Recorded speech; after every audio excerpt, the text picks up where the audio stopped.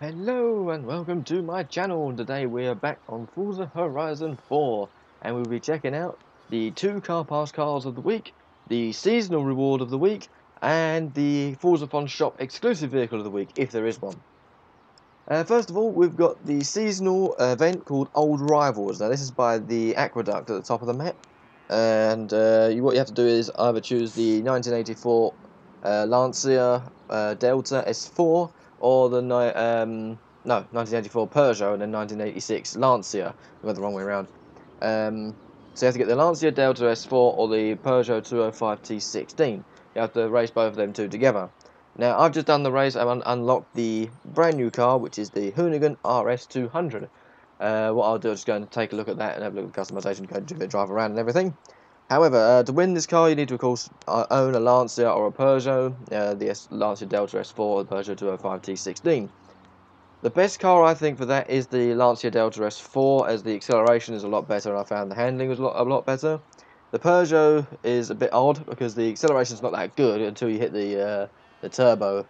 When the turbo starts spooling up, the car's quite fast, but when you are the opponents you're up against, not components, the opponents you're up against are only Peugeots when you're in a Peugeot. But when you're in the Lancia, you're up against Peugeots and Lancias. I don't know, it seemed a bit odd, but the best car to drive, I think, is the Lancia, as you do race against Peugeots and Lancias, and the Lancia is just a better car. That's enough of that jibber jabber. Let's move on to what we've got on the Forthathon shop. The Forthathon shop exclusive vehicle is not an exclusive vehicle, it is the 2014 Lamborghini Urus concept car. Now, I have a funny feeling this is the last time we'll see this car in Forza. I reckon in Horizon 5 or Motorsport 8, they're going to remove this car, because now we've got the production version of the Urus. So if you don't have one and you want one, there's one there for 175 Forzathon points, which is not too bad. But then, as I was notified in the last video, if you don't have the VIP pass house, which is I'm not sure where the location of it is, but there's one house that you get. If I have a quick look on the map, if I can, I can't look at the map from here. A bit of a shame. There is a house that is a VIP pass exclusive. Well, I say exclusive, but you can buy it, if you don't have the VIP pass. But if you do have the VIP pass, you get that house for free. And what that house does enables you to gain extra Forzathon points when you do Forzathon live events and general Forzathon like events, just generally events. So yes, that house is definitely a good one to get if you're looking to buy Forzathon exclusive vehicles, especially if you're expected to get quite a few more in the future. Also, additionally, with the car pass, you do get the car pass cars, which we're going to take a look at in a minute. So let's just take a look at the Hoonigan RS200, since I've just won that. Where is it? There it is there. And it is here. Now, you know how I feel about Hoonigan cars. I really just don't like them. Partially because they're sort of focused on drift events, and I'm not interested in drifting, so that doesn't really support my interest at all. Additionally, I am annoyed in the fact that we're getting cars that I don't want, when of course the game is limited to the amount of cars that will be added into the game, and of course this has taken up one of them. Now, of course, if you haven't seen my latest wish list for cars for this game, please do, because it's not doing that well. I feel like I need to sort of keep that going as well, as popular as possible, so I can hopefully turn 10 can take a look at it and we hopefully receive some awesome cars. The video was 30 awesome cars we need in Forza Horizon 4 from Gran Turismo 4. If you've never played Gran Turismo 4, it is an epic game. It's one of my favourite games ever, just because of purely the cars. That was the game that brought me the car nerdishness and my car's interest. If it wasn't for that game, I don't know what I'd be interested in. But yeah, there are lots of really nice cars in that game, and it would be nice to see them in this game, like the Subaru Legacy B4 Blitzen, a very rare car. I've never seen one in real life, and it'd be awesome to see that car in this game. And there's loads of others on the list as well, so it'd be brilliant if that video gets notified by turn 10, and hopefully they'll add some of them cars into the game. But the chances of that happening are pretty low at the moment. But anyway, that's not talking about this Hoonigan car. This Hoonigan car, yes. This one doesn't annoy me so much, partially because it's not actually a repeat, let's say. Because you know the Hoonicorn and the Fiesta and the Focus and those sort of things, they've been repeated. Like, they're exactly the same car, just got different style wheels and a new livery. Bang, that's another car wasted. Like, they should just made that a thing where they had Like when you go and choose your manufacturer colours, you can change the colours between whatever Gymkhana event you want, rather than just having two separate cars for two different liveries. But of course, this car's not so bad. It's the first RS200 we've seen to do with Hoonigan, and yeah, it's not so bad. But I still don't like Hoonigan cars because I like manufacturer cars. I like the Jaguar S-Type R and other things like that from proper companies rather than little side companies like this. However, there are some exclusions. For example, like Hennessy. That's like a mini company on the side, but I like Hennessy cars. I'd love to see the Venom F5. That'd be brilliant. Anyway, let's stop gibbering on about that, and let's have a look at this RS200. So, of course, there's lots of things you can open up, and you can take a look in here, and there's massive engine, or well, not really that massive, to be honest. There's the turbo, that's huge. You can see it over there. Ginormous thing. So I can imagine the turbo blow-off sound's going to be quite big on this. You can see at the back here, they've got the British registration plate style at the back here with Hoonigan, which is quite a nice touch, but it is quite weird to see two registration plates. You've got my one down there, and then you've got the Hoonigan at the top there. The colour scheme looks alright, a matte black with a gloss back. That's quite a cool colour scheme. Don't like the wheels, they're nasty. I don't like them at all. But the interior, yeah, it looks pretty standard, to be honest. It looks slightly flocked in comparison to what it does standard, and there's a couple of little changes, like minor changes, but yeah, it looks good from the inside. So far, not too bad. Not as bad as some others. Let's just give it a quick drive around and we can see what it's like. And I'm going to check out the two car pass cards. No, this video is already 6 minutes long. Just go along my favourite road up here.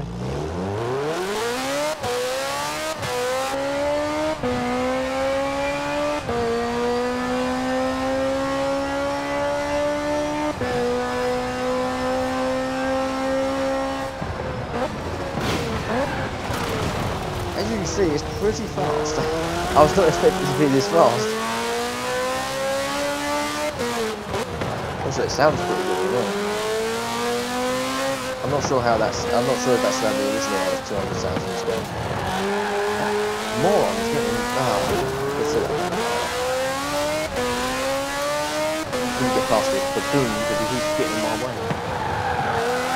Whoa, I've still got traction control on it, it's very different. Get this full out of my face, dude. Yeah, suck on that. Ah, so you trying to wipe me out again. Oh, mate. Driver car madness there. Back to the performance of this thing. It sounds pretty good, actually. I do quite like the sound of it. Not a very loud turbo sound, which is quite surprising. That's one thing I'm very grateful about in this game, is the fact that they've toned down the turbo blow-offs quite a lot with standard cars, which is fantastic, because in Horizon 3 they're a bit too overwhelming. But luckily when you do tune up your car, the turbo blow-off sounds pretty good, and also when you've got a custom car like this. But when you have a standard car, the turbo sounds isn't particularly loud, which is brilliant, because that's realistic. So that's one modification or improvement to the game, which I approve of. So this car in general is pretty quick. I say the acceleration's very, very good. Top speed's never that good with this RS200 anyway, but it seems pretty good here. The handling's very weird. It's got quite a bit of understeer here and there, but then it does oversteer when you put a bit too much power on. So it's a bit of a drifter, really. But yeah, overall, that's not a too bad car. It's not one of my favourite cars ever, obviously, as you know, from Hoonigan. But it's not the worst Hoonigan car we've had. Or it's not even a Hot Wheels car, so that's another thing I don't like, Hot Wheels cars. Anyway, let's go over to the car pass cars of the week. So we've got, this week, the 1966 VW double cab pickup and the 1938 MGTA midget. The Volkswagen double cab I've never seen in real life. I didn't really know it existed. I have seen it on a car program before, but I didn't, completely forgot it existed. The MG midget, I've actually seen one of these things for real, and they're very, very midget. Definitely. They're very small. But they're such a quirky little car. That's cool. Right, so let's just check out the bus first of all. To be honest, the bus feels a little bit pointless in a way, because we've already got the Samba bus in the game already. That colour I think is going to go well. So it kind of feels like it's another rehashed car, which is a bit unfortunate. It feels a bit like the Hoonigan cars, where it's just like the same thing, just maybe slightly different livery, or it's slightly different in styling. But yeah, but this one I don't mind because it's actually a production car. You can actually go into the shops or go to the pre-owned market and buy one. Unlike a Hoonigan. So let's take a look at this thing here. So it's pretty much a VW pickup truck, to be honest. There's a little air-cooled engine down there. Look at that. Nice glowing distributor. It's a shame we can't let us look at the top particularly, but we can see down there nice wooden planks. And obviously the truck bed is very, very high inside because obviously it's got the engine underneath. So you haven't got much space in terms of height. It's got one door that opens at the back here, unless I've closed this one by accident. Stop looking at the engine, I don't want to go over there. No, it doesn't have a door on this side, so it's a 3-door-ish. Let's jump in the back here and have a look. Get in. Now, yeah, it's a 3-seater. Now that looks like where a spare wheel was meant to be by the looks of things. It kind of looks like where a spare wheel was meant to be. But not very spacious at the back here at all. Let's just leave it here and take a look at the driver's seat. Now, if that is a spare wheel, how the hell do you get it out? That's my question. That's if it is a spare wheel, I'm not quite sure. Let's jump inside here and have a look. Yeah, pretty much very VW bus-like. I do like the fact it's got like cream door cards. They're quite nice, and cream seats, or white seats even. That's really nice. From here, it actually looks like you're just driving a normal Samba bus. Of course, it's not going to look any different because it's just a pickup truck version. So let's just give it a drive. And I'm not expecting it, obviously, to be brilliant. It's one of the lowest rated cars in the game. Let's actually quick look at the customization first of all. D100 is the lowest class in the game, and currently both of the cars we're getting today are in that category. So I'm not expecting them to be very fast at all. Visual customization, let's take a look. More than I thought, actually.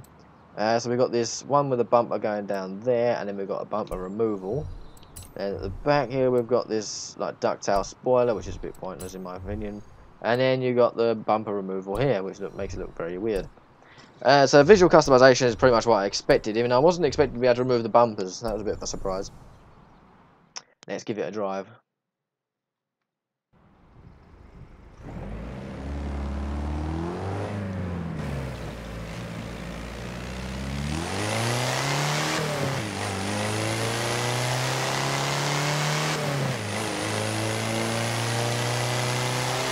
Quite slow.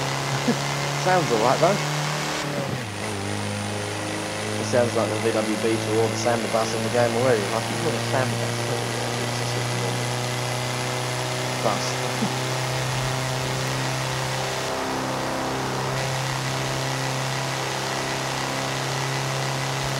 It's really slow. How fast are we going? 65 miles an hour. Almost going at the highest you can go in the UK, 7 miles an hour. It's not a too bad thing to drive, to be honest. It's quite slow, but then the handling's quite nice. Probably because it is quite slow. You can see it's quite wet on the ground now, and it doesn't seem to be struggling at all. I'm not sure whether to do a whole circuit like I normally do or not. I'm driving like a moron, it's still going around quite easily. That's excellent. You know, I might pop round to this house, I might make it a little bit better.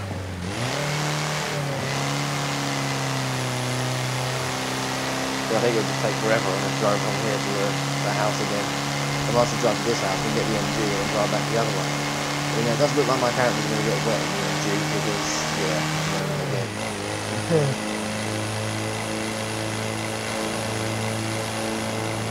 Very odd looking. I didn't really know it really existed, to be honest. And it's a very unusual looking thing. VW camper bus pickup truck.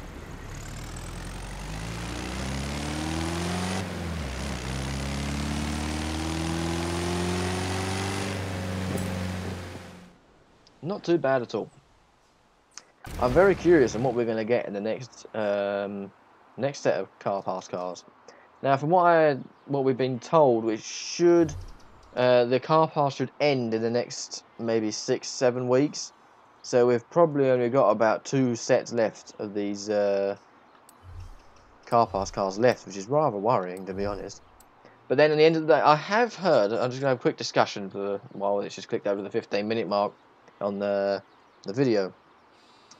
A quick discussion is the fact that I've heard that there's going to be no Motorsport 8, Forza Motorsport 8, which means that Turn 10, their intention is to try to update Horizon 4 and Motorsport 7 as much as they can.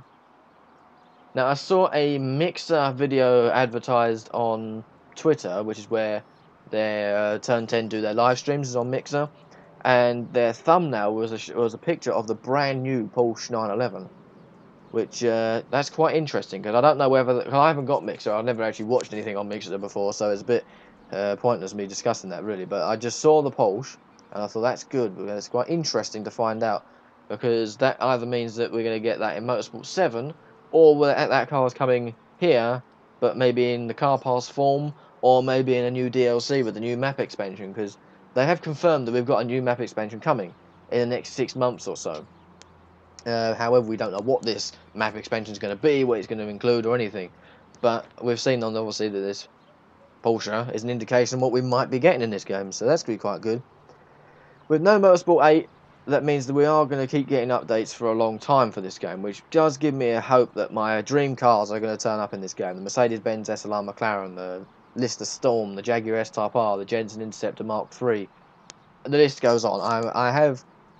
I have hope that we will get these cars if Turn 10 listens to me and other people who want these cars, which is probably not many of you, because I'm a bit of a weirdie. I like cars from the beginning of the 90s to the end of the 2000s, like 2010s, that sort of era. They're my favourite era of cars, like the E55 AMG, the S-Type R, the Audi RS5, RS6 I mean, sorry, the V8 and V10 one from that era. We had loads of things like the Honda Del Sol. We had loads of cars that are really cool that during that era, and games just seem to be shying away from it, and it's so sad because this is my favourite era. I love those cars. It's just that at the time it was just massive engines and lots of power and no exhaust silencers and things. Well, they did have exhaust silencers, but they weren't as good as they were now, as they are now, as I should say. Yeah. These days it's all about fuel economy, SUVs, and reducing exhaust noise, and it's just not that interesting these days, I find, with cars. Obviously, we get the odd few, like the Jaguar J-Type and the mid-engined Corvette that's coming out soon. There's a few interesting cars coming in the next 3 years or so, but I found that the last 9 years hasn't been particularly interesting. Obviously, you've had the cars here and there, like the nice ones, like a couple of Koenigseggs and a couple of Bugattis and a couple of interesting things like that. But there hasn't been many like super saloons and things. Of course, we have got the Alfa Giulia QV, the new Alfa Giulia, which is awesome. But again, we haven't had many like that. But back in the early 2000s, like 2004, 2002, that kind of era, we always had tons of those sort of things. We had V12 Mercedes, we had V8 Jags, we had, I don't know, the list goes on. We had the V10 BMW M5. They had cars like that that were just brilliant. And I'd love to see these cars added into this game. Hopefully, we will receive them. I've still got hope, because of course this game's going to be updated for quite a while, so I do have hope that we do receive these cars soon. I'm gibbering, aren't I? Let's check out the next car. I apologise about that, but I do like to sort of talk about my feelings about this game, because at the end of the day, this is my first game I ever pre-ordered. I've never pre-ordered a game in my life. Forza Horizon 4 was my first ever one. It's because I love Forza now. I bought my Xbox about almost 2 years ago, because I saw a video on Horizon 3 and I wanted to buy the Xbox immediately. Bought an Xbox, bought Horizon 3, and I loved it, and I wanted to pre-order the next game. This game, and I love this game. It's brilliant. The only things, there are a few things that let it down. There are a couple of car sounds that are a bit rubbish, and there's a couple of little things, a couple of niggles here and there, like a couple of the gearbox animations where we're in first person. He doesn't change gear at times, or the paddles moving in the wrong direction, or there's a couple of other different bits and pieces, like the train barriers. They don't go up and down, which is really, it's just a tiny thing. It's just annoying. But yeah, that's the only things that let this game down. But on the whole, this game's fantastic, and all I want to do is make this game better, because this game is one of my favourite games of all time. It's becoming one of my favourite games of all time, and I just want it to get better and better. All right, hang on, let's stop gibbering now. Okay, I'm going to relieve you a little bit of my voice slightly, and let's check out this midget TLTA midget. Now I'm going to base it off the one I saw in real life recently, if we can, unless there's any other colours. That's quite nice in black. I do like the chrome wire wheels. They're really nice. We've got a couple of reds, we've got green, and we've got a couple of silvered. So that's the one I saw in real life. Was that kind of green, but it had I think they were white wire wheels. At the end of the day, though, I do quite like any other colours. Black looks really, really nice. I like it in black. Green's quite classical, but it's not. I don't know whether it's the right green I'm thinking of. I'm thinking more of a racing green, the more olive green. The red's quite nice. Nah, stuff. I'll go for green. I'll go for the green. It's very classical, very British. Why not?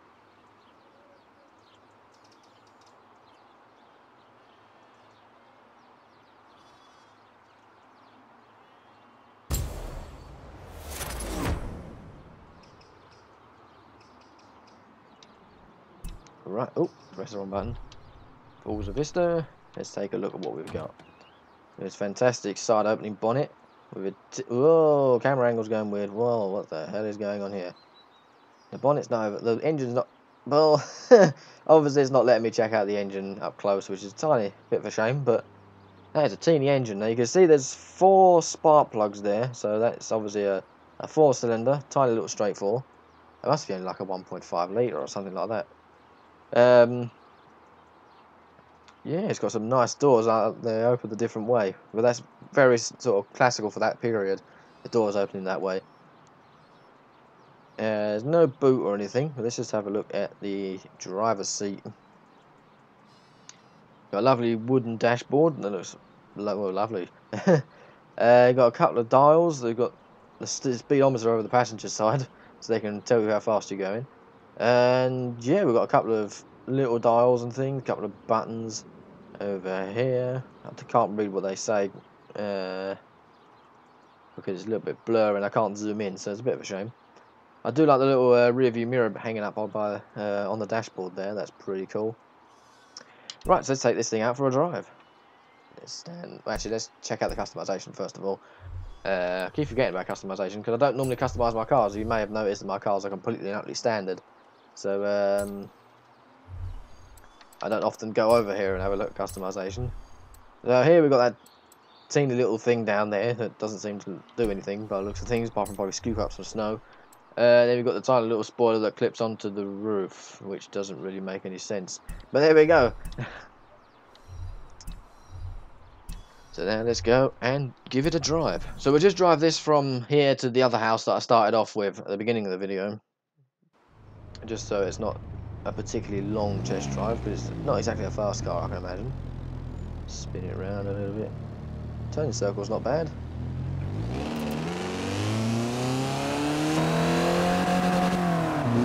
The rev limit is at 5,500, so we go up to 5,000. There we go. That's quite a little pleasant car to drive. At least it's not raining. Like this minute.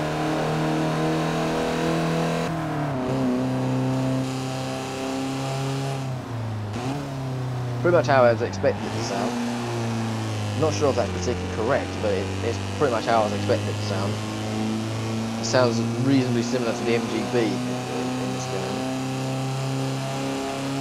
But yeah, it sounds alright. It's quite a nice little car. Of course it's not very fast. We're going at a whopping 60 miles an hour.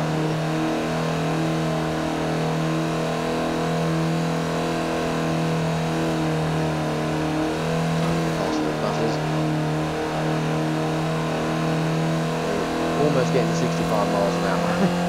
We're 65, whoa, that's not too bad actually. It's got a little bit of understeer, but then what do we expect with the skinny tyres that are on this thing? It's not going to have much grip, but it does, it feels like it's got quite a lot of grip for the age of the car as well.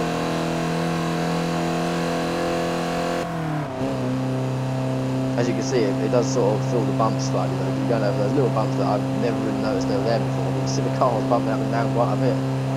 Old suspension, it's probably got, well, it should have leaf suspension, judging by the age. The brakes aren't brilliant, they're a little bit numb, but apart from that, it's not bad at all. Well, there we go, there are the 2 new Car Pass cars of the week, including the seasonal car of the week as well. not a bad week. Of course, I'm not particularly impressed with the Hoonigan car as a Hoonigan car as itself, but it's not actually a bad car, so I can't really whinge at it too much because it's not actually a bad car. It's not too bad at all. It's not actually a rip-off of something else we've already got in the game anyway. It's brand new. But if we do get another one, we've got a different livery on it, then that's when I'll start getting angry. The two car pass cars are... They're alright, they're nice cars, they're like the MGB and the VW. They're nice cars, they're pleasant cars, but they're not very fast. And yeah, I wouldn't use them for any performance cars. I can imagine they're not really going to be used very much, because if you're going to do a race, you don't generally pick one of the slower cars, unless you're having a laugh with your mates or something. But you mostly choose the supercars just to get the race over and done with as quick as possible and have a bit of fun. But I can't imagine these being used a lot, but they're cool to have. They're cool to have.